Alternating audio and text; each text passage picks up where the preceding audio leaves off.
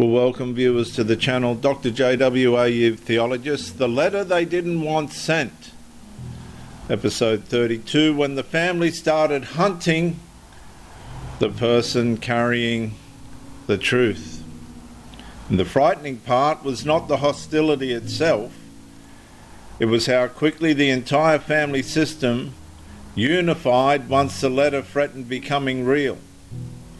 And that was when the atmosphere stopped feeling emotionally unstable and started feeling organised. At first, the pressure still appeared fragmented.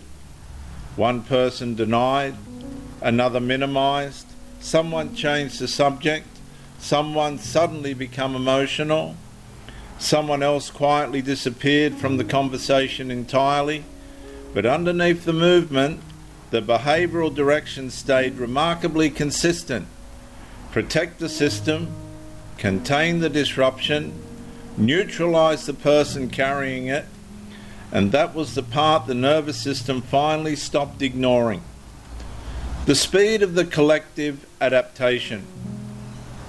The way separate personalities suddenly began functioning like one emotional organism the moment accountability entered the room. One family member softened the contradiction, another reframed intention, another questioned memory, another focused on tone, another quietly reinforced loyalty pressure without directly saying it aloud. And eventually the room itself started feeling psychologically crowded. Not physically, not behaviourally. The atmosphere became filled with emotional surveillance. Facial reactions, side conversations, strategic silence, shifting alliances moving underneath ordinary interactions. And the frightening part was not simply that people defended the system. It was how naturally they seemed to reorganise around protecting it once exposure threatened the emotional structure holding everyone together. The ceiling fan suddenly sounds louder than the room next door. Someone avoids eye contact completely. Someone suddenly becomes unusually kind after tension rises.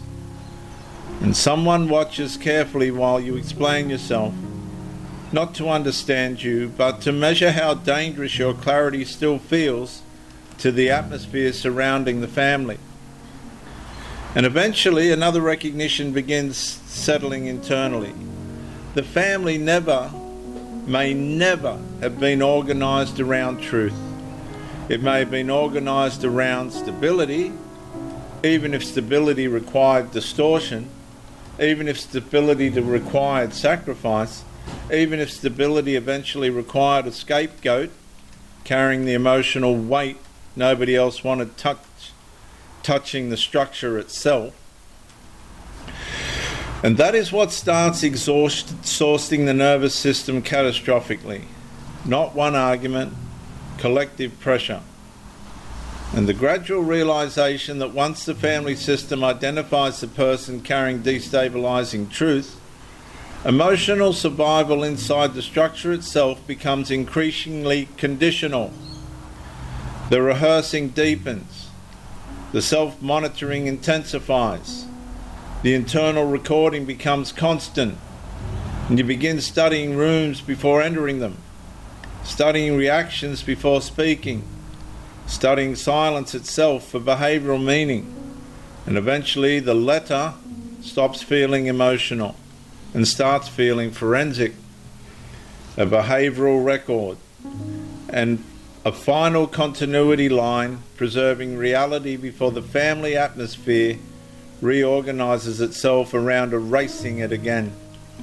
Because by the time the letter is finally written, the person no longer fears only misunderstanding. They fear psychological disappearance underneath the collective emotional gravity of the system itself inside the family. And that is the part people outside the structure rarely understood.